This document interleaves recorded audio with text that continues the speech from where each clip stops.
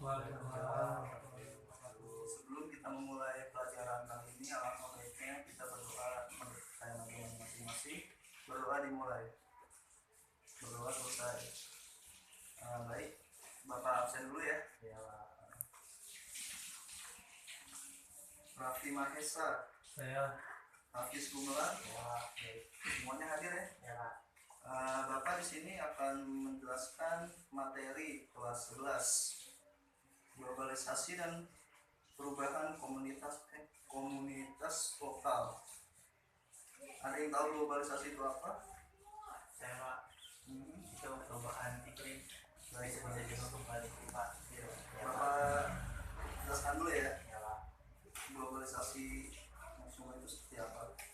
Jadi pengertian globalisasi sering disebut sebagai fenomena dunia berubahnya banyak karena itu globalisasi sering diidentikan dengan internasionalisasi, globalisasi, universalisasi, westernisasi, dan teoritalisasi. Berikut penjelasannya sebagai berikut.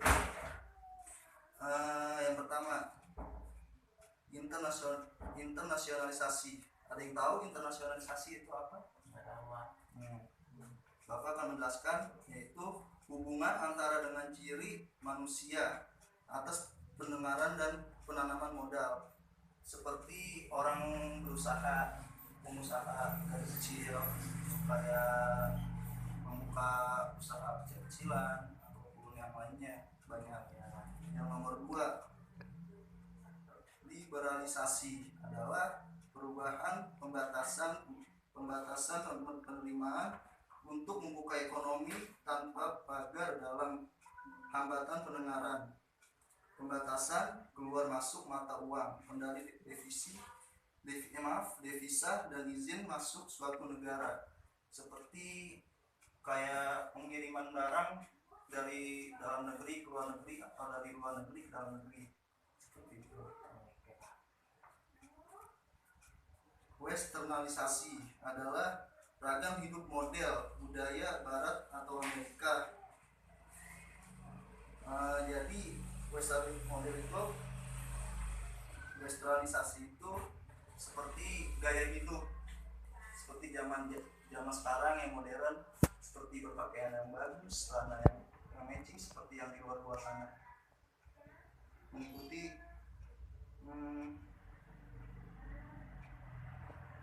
zaman orang-orang luar negeri, seperti itu. Yang terakhir, naturalisasi adalah perubahan geografi hingga ruang sosial dalam membuat tempat dan jarak berubah.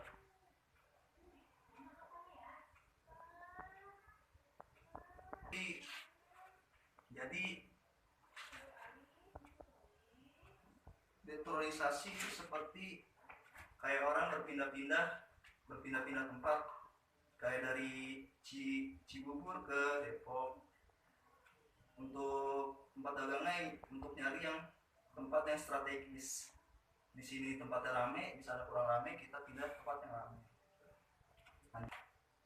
Stop. Ya. Lanjut, faktor pendorong globalisasi seperti yang sudah dijelaskan sebelumnya. Faktor pendorong itu terbagi menjadi 3. Yang pertama, kemajuan ilmu pengetahuan dan teknologi. Dan yang kedua, semakin terbukanya sistem perekonomian negara-negara di dunia. Itu yang kedua. Dan yang ketiga, menglobalkan pasar uang. Nah, yang pertama Bapak jelaskan. Yang pertama, kemajuan ilmu pengetahuan dan teknologi. Kemajuan ilmu pengetahuan dan teknologi akan menciptakan alat-alat komunikasi dan transportasi yang canggih, aman dan murah.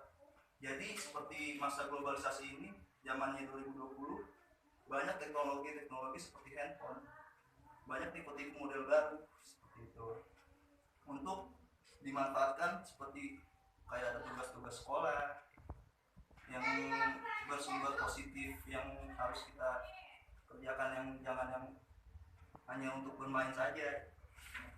Lanjut ya, yang kedua, semakin terbukanya sistem perekonomian negara-negara di luar. Baca dulu. Faktor yang kedua adalah semakin terbukanya sistem perekonomian suatu negara di bidang perdagangan, produksi maupun keuangan. Nah, seperti kayak pasar, kayak mall, perdagangannya itu semakin lama semakin meningkat, semakin berkembang seperti itu. Nah, yang ketiga, mengglobalisasikan pasar uang. Kayak seperti contoh kayak peminjaman di bank, kayak semakin canggihnya zaman sekarang kayak peminjaman uang itu lebih mudah dibandingkan zaman-zaman yang dulu. Seperti kayak zaman-zaman Bapak dulu. Baik. Kurang lebihnya Bapak mohon maaf. Ada yang ingin ditanyakan, silakan ditanyakan. Ya Pak, mau nanya Pak. Dia mau nanya apa? Saya mau nanya apa saja faktor pendorong globalisasi Pak? Ya, tadi sudah Bapak jelaskan Ya. faktor pendorong globalisasi itu ada tiga. Yang pertama, kemajuan ilmu pengetahuan dan teknologi. Dan yang ketiga, semakin terbuka sistem perekonomian negara-negara di dunia. Dan yang kedua itu, yang ketiga, mengglobalisasikan pasar uang. Itu. Ada yang ditanyakan lagi? Ya Pak, itu. Baik. Pada pertemuan hari ini, Bapak menjelaskan cukup sampai di sini saja. Kurang lebihnya Bapak mohon maaf jika ada salah-salah kata. Jadi kita lanjut di minggu depan. Alangkah baiknya kita berdoa menurut kepercayaan dan agama masing-masing untuk pertemuan terakhir ini. Berdoa dimulai. Berdoa selesai. Assalamualaikum warahmatullahi wabarakatuh.